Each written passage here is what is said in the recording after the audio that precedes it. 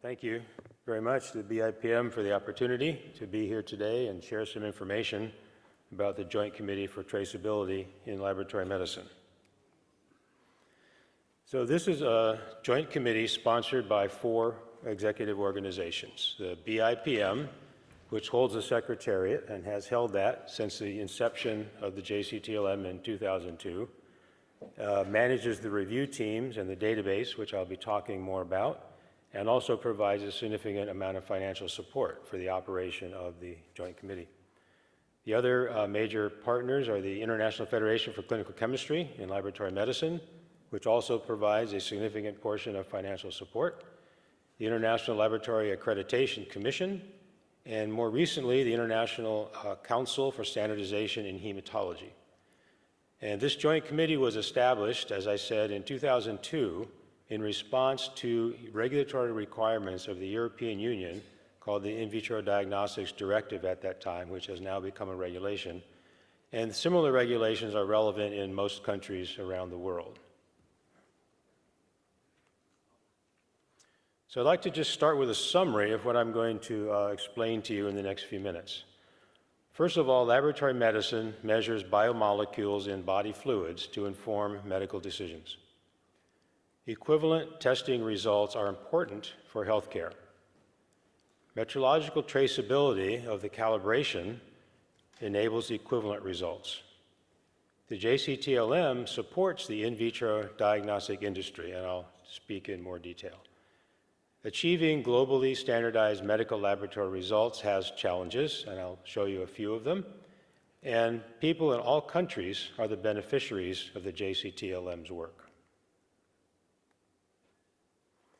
So let me first explain a little bit about what is laboratory medicine. So when a person interacts with the healthcare system, sees a doctor in a clinic or in a hospital, the physician will examine the patient and very frequently orders laboratory tests to check the patient's condition. In this example, the doctor is ordering blood work to check the patient's heart.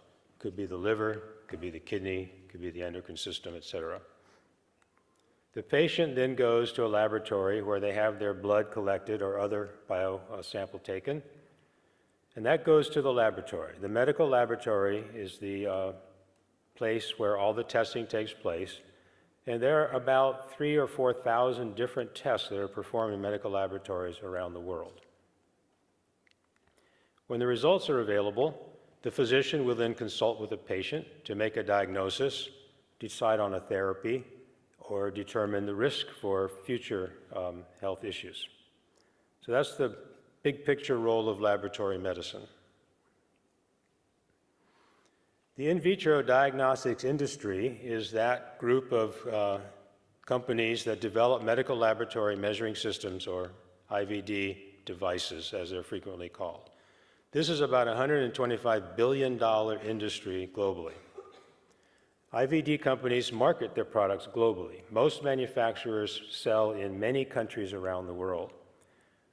The IVD industry also supports research into new biomarkers for diseases and collaborates with medical laboratory professionals to provide laboratory medicine for patient care. So it's very much of a collaboration between the medical laboratory and the IVD industry to provide the tools to provide laboratory medicine results. Lab test results should be the same everywhere, and this is a key reason for the JCTLM. Results are compared to decision values to make a diagnosis or to define a therapy. So I gave you 3 examples here. So glucose, which is blood sugar, greater than 7 millimoles per liter, is diagnostic for diabetes, one of the most important diseases in the world. Troponin, which is a cardiac marker, greater than the 99th percentile, is diagnostic for heart attack. And that requires very rapid intervention to prevent the unfavorable consequences. The last example is the estimated glomerular filtration rate, the eGFR, which is calculated from creatinine as a biomarker of kidney disease. A value less than 60 milliliters per minute per 1.73 square meters of body surface area is diagnostic for chronic kidney disease. And the list goes on and on and on. Laboratory tests are an integral part of making the diagnosis and making therapeutic decisions for patient care. Now, between method variability causes medical errors, and I'm just going to show you one example. This is for parathyroid hormone, which is very important in maintaining calcium homeostasis in the body. Calcium is critically important for heartbeat, muscle contraction, and other related issues.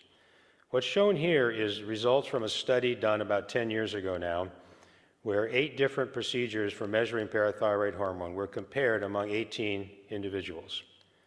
And I'm only showing you the results in this particular graph for method A versus method B, which is the lowest and highest values for this range of IVD devices.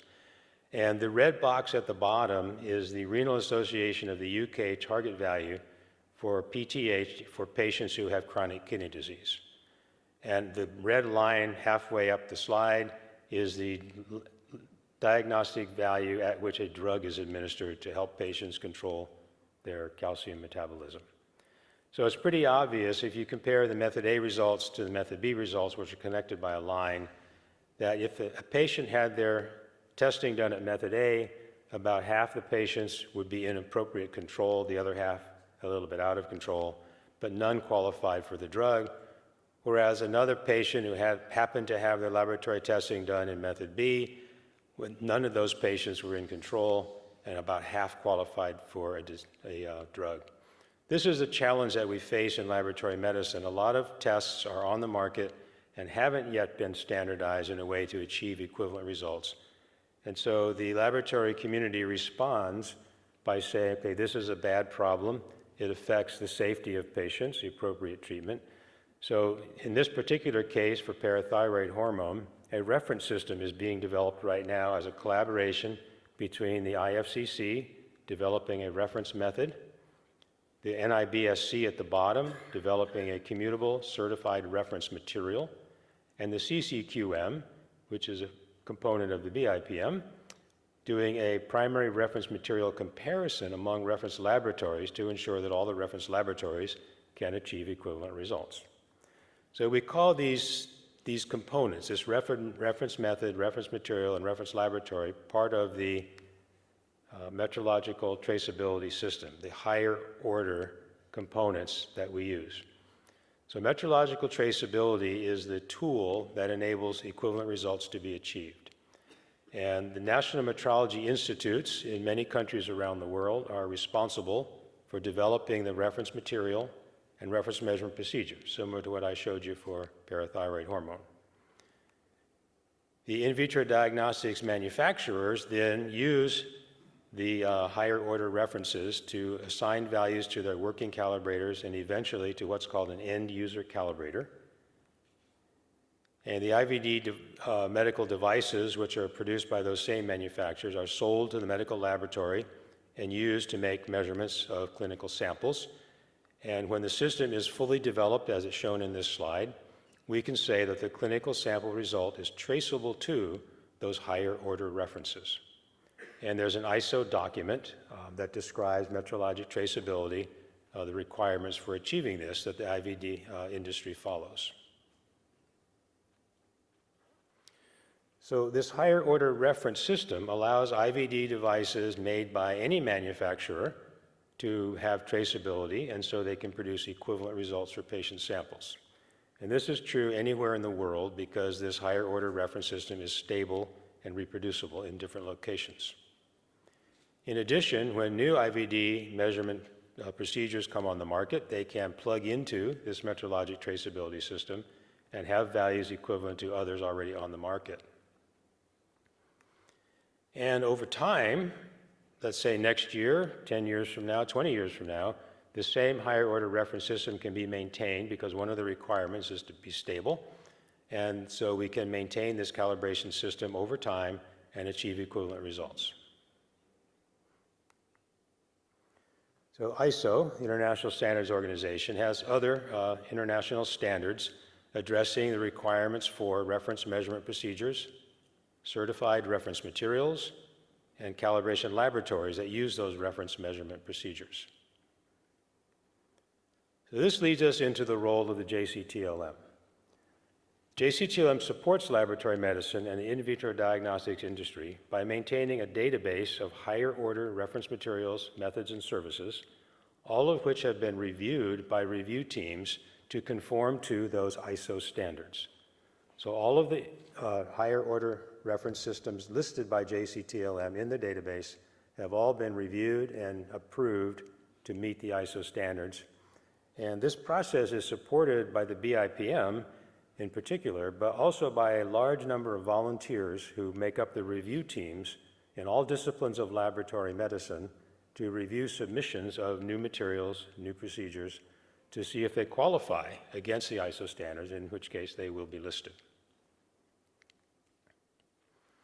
The JCTLM has just introduced a new database, just last month actually, which has both web-based application where users can go online, put in a search term for a test of interest, and bring up results for whatever reference materials, procedures, and laboratories exist that have been credentialed. The new database is also machine readable, and so that means an application programming interface will allow the IVD industry and other users to directly connect to the database and receive updates automatically when new information is posted to the database, so they can build that into their documentation supporting their regulatory requirements and have immediate access and immediate updates without having to go through the trouble of having somebody go and look it up every so often and stay up to date. So this is a pretty major advance that the JCTLM is very proud of in terms of its functionality.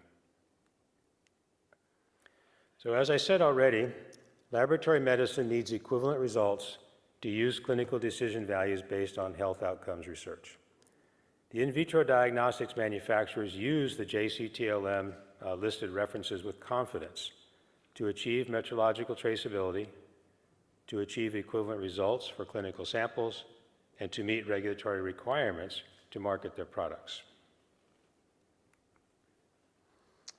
So this is a recently published report on a conference that was held last December, hosted by the BIPM and sponsored by the JCTLM, the IFCC, and the International Council for Harmonization of Clinical Laboratory Results. And this was a virtual meeting that attracted 400 people from 65 countries, and it was spread out over about 4 days to ensure adequate coverage around the world. And the conference itself focused on overcoming challenges regarding reference materials and regulations that influence global standardization of medical laboratory testing results. So these are the primary workshop recommendations. The first recommendation is to develop higher order reference system components as early as possible in the life cycle of IVD measurement procedures used by medical laboratories. You remember the PTH example that I showed you just a few minutes ago. This is a situation where different manufacturers had different calibration schemes that were not consistent or coherent with each other, forcing the need to develop a reference system after products are already on the market. It would be much better if a reference system could be developed as part of introducing new biomarkers to the marketplace to encourage standardized results from the very beginning that would correlate with whatever clinical trials were associated with the decision values that are going to be used with those new biomarkers. Second recommendation is to coordinate global prioritization of measurands. These are the testing molecules needing standardized measurement results. It's very important that we use our resources as efficiently as possible, and coordinating what needs to be prioritized is very important, and to avoid duplication of effort and to ensure the most important analytes are being addressed. The third recommendation is to coordinate the global supply of certified reference materials. The IVD industry needs a primary and a secondary supply of reference materials, but they don't need 4, 5, 6, 8 sources of reference materials. That's duplication of effort. We would like to find a way to coordinate the work of the various producers of reference materials so they work on things that are needed next and not duplicate things that are already out there. And this is a challenge because countries are independent of each other, and sometimes the national metrology institutes feel responsible to make sure that countries' needs are met. Collaboration is the name of the game in today's world, and this recommendation promotes that. These preceding 3 recommendations could all be considered by the CIPM as part of their effort to engage the healthcare sector in a more positive way in the years ahead. The next major recommendation is that JCTLM should identify reference materials that are useful but do not meet all the ISO requirements. As I told you, JCTLM's current role is to ensure that everything in its database meets the ISO requirements, and that's very important to ensure their acceptance by the IVD industry and to ensure their acceptance by regulatory bodies throughout the world. However, there are available materials that are probably lacking in some of the requirements of the ISO standard, but still could be useful. And it would be helpful if the laboratory community could find a way to make those available.